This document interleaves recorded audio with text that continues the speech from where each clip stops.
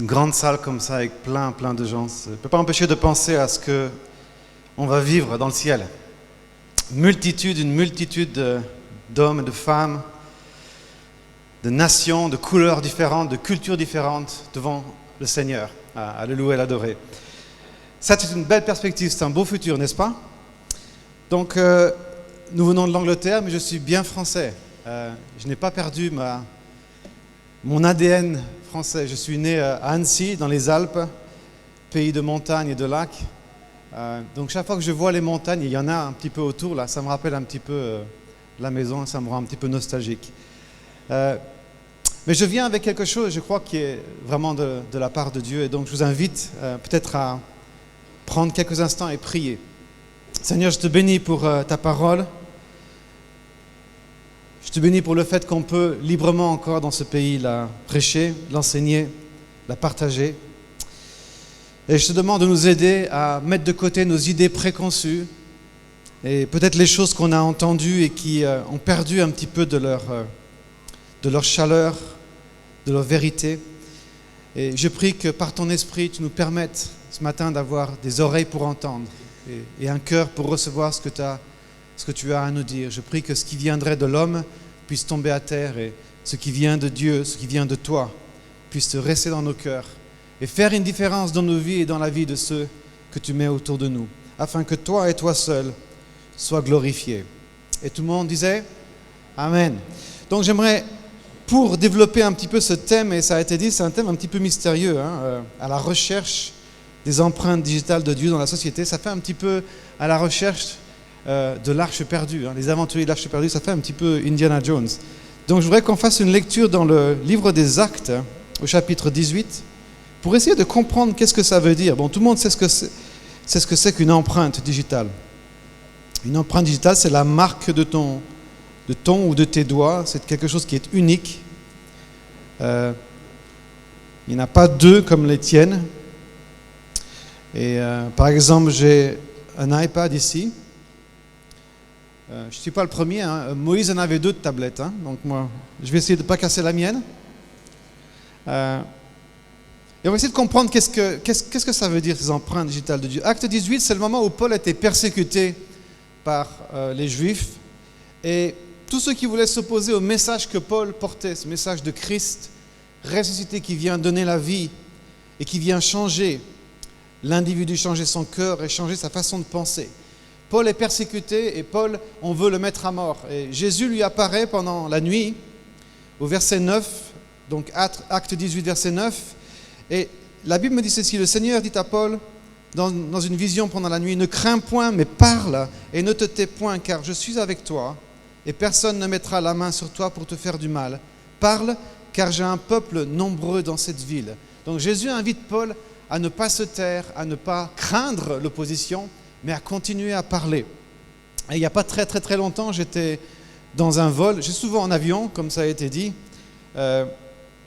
et j'étais entre Saint-Denis de la Réunion et Tamatave à Madagascar, et je savais que j'avais des réunions à faire en ville, mais aussi dans la brousse, en plein milieu de la jungle, et je priais le Seigneur et je regardais par la fenêtre, il y avait l'océan Indien magnifique, un soleil qui se couchait, et je dis au Seigneur, mais qu'est-ce que je peux bien apporter à ce peuple qui te connaît dans la forêt, dans la brousse, moi qui suis européen, avec un passé complètement différent. Et qu'est-ce que je vais leur apporter ? Et très clairement, j'ai entendu le Saint-Esprit qui me disait, parle-leur de ceci, j'ai un peuple nombreux là où ils se trouvent. Et ce texte est absolument fabuleux parce que c'est un petit peu comme se tenir derrière Dieu et regarder au-dessus de ses épaules et lire ses notes. Ça me fait penser comment Dieu pense, comment est-ce qu'il voit les choses. Et quand il dit à Paul, j'ai un peuple nombreux dans cette ville, Dieu ne veut pas dire à Paul, ne t'inquiète pas, il y a des gens ici qui veulent te tuer, qui veulent arrêter le message que tu as en toi, mais il y a assez de chrétiens dans la ville de Corinthe pour que tu ailles te cacher chez eux.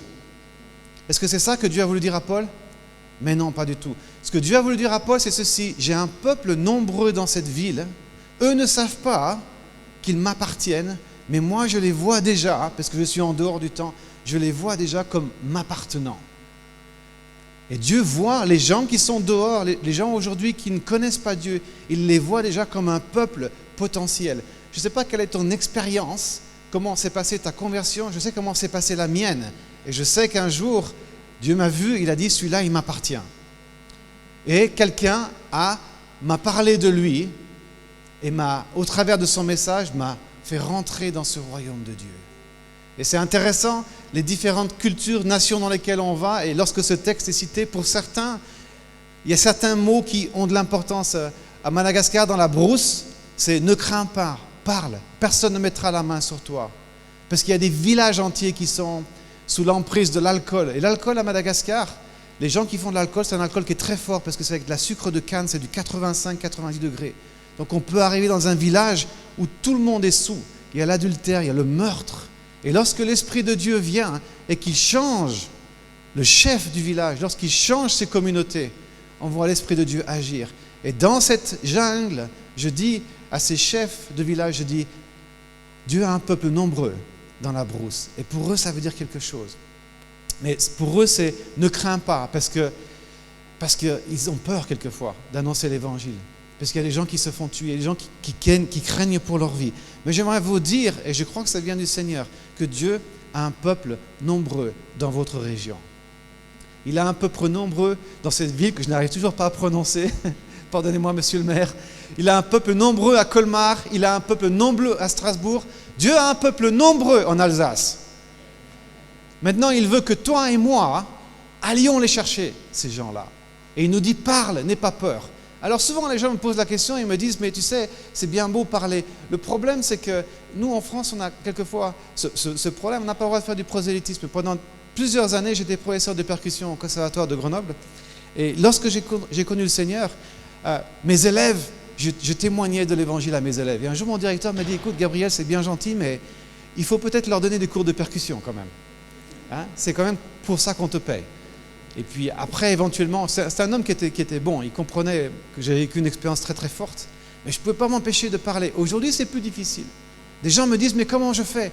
Je ne peux pas parler. Et je voudrais vous faire comprendre quelque chose. Que quelquefois, ce n'est pas indispensable de dire des choses, mais d'être Jésus. Je travaille en collaboration avec une église sur l'île de la Réunion et leur motto, leur mot d'ordre, on va dire, c'est « aime les gens, aime-les, jusqu'à ce qu'ils te demandent pourquoi ». Et quelquefois, nous en Angleterre, on dit « attention, il faut que ce que tu dis soit vécu, ne contredise pas ce que tu es ». En fait, ils ont aussi cette expression qui dit « j'entends pas ce que tu dis à cause de ce que tu es ». Et ce que tu es peut détruire ce que tu dis, peut contredire. Et l'individu ne t'écoute plus parce qu'il voit l'évidence qui est contraire à ce que tu dis. Et il m'est arrivé quelque chose de très intéressant il y a quelques mois en arrière pour illustrer ce point-là. J'étais à Amsterdam, j'étais en route pour Tel Aviv, et arrive quelque chose qui n'est pas fréquent quand même. C'est qu'au moment où j'embarque, donc je donne ma carte d'embarquement, et on me dit « Ah, monsieur Alonso, vous avez été surclassé, vous allez voyager en classe affaires ». Alors ça, pour les gens qui voyagent beaucoup, ça c'est une des paroles qui réchauffe le cœur. Hein. Vous êtes surclassé, vous n'êtes plus en économie au rang 57, pratiquement sur l'aileron arrière, maintenant vous êtes en classe affaires. Et je dois vous dire une chose, prendre l'avion pour moi c'est souvent des moments très forts parce que c'est des moments où j'aime me connecter avec Dieu. Je regarde les étoiles, je regarde le coucher de soleil, je vois les nuages et je pense à Dieu et je pense à ce que je vais dire et je prie. Et donc je rentre et pour une fois je ne pars pas à droite dans l'avion, je vais à gauche, donc classe affaires. Et puis je me rends compte que non seulement je suis en classe affaires, mais que le siège à côté de moi est vide. Alors là je dis, Seigneur, toi et moi, pendant 4h30, on va avoir un temps extraordinaire. Je vais prier, on va vivre quelque chose d'extraordinaire. Et les portes de l'avion étaient sur le point de se fermer. Je dis, c'est super, il y a une place là. Pour toi, Saint-Esprit, assis-toi ici, Saint-Esprit. Et au dernier moment, arrive une femme américaine très flamboyante, avec des sacs partout, des journaux partout, avec un ordinateur qui était sur le point d'exploser de son sac. Et elle rentre du mauvais côté, donc dans l'autre allée, elle dit mais où est ma place? Et je réalise que le siège libre à côté du mien est le seul qui est libre dans toute la classe affaires. Donc je sais qu'elle va venir s'asseoir à côté de moi. Elle est rentrée dans l'avion en parlant, elle s'est assise en parlant, et tout le voyage, elle m'a parlé. Et j'ai dit, Seigneur, mon temps avec toi est terminé. c'est fini, mon culte personnel est complètement... Et elle a commencé à me poser des questions. Elle me dit, vous allez à Tel Aviv? Alors j'ai essayé d'être très désagréable pour qu'elle se taise. Je lui ai dit, écoutez, à moins qu'on soit détournés, je crois qu'on va tous à Tel Aviv. Mais elle a rigolé, elle a dit, oh, vous êtes très drôle, très drôle. Et on a commencé à parler, qu'est-ce que vous faites? Je lui pose la question, qu'est-ce que vous faites? Elle me dit, je suis invité à une conférence à Tel Aviv, je vais présenter, je suis oratrice, je vais présenter un thème sur la douleur, etc. Je dis, ah bon, c'est intéressant. Elle me dit, et vous, qu'est-ce que vous faites? Ah ben moi, je vais à Tel Aviv, je suis aussi orateur, je suis aussi réalisateur. Et on a commencé à parler. Et elle me dit, je m'occupe des gens qui sont dans la douleur, qui sont dans la souffrance. Et on essaye de trouver d'autres moyens de les aider à vivre leur maladie. Et elle me dit encore, et vous? Alors dites-moi, donnez-moi un peu plus d'idées de ce que vous faites. Et je dis, moi, mon travail principal, c'est d'aider les gens à trouver les empreintes digitales de Dieu dans la société. Et je dis, ce que vous me dites là, ce que vous faites, est pour moi la preuve qu'il y a des individus dans la vie de tous les jours qui portent en eux déjà les caractéristiques de Christ, qui sont bons. Il y a des gens qui ne connaissent pas Dieu, mais ils ont la bonté en eux. Ils ont soif de voir la justice. Ils sont accueillants. Et on a commencé à parler. Et j'ai commencé à lui parler de Jésus. J'ai commencé à témoigner de ce que j'ai vécu. Et elle m'a dit, le problème, souvent moi avec les chrétiens, c'est qu'ils disent quelque chose et après, ils vivent quelque chose de différent.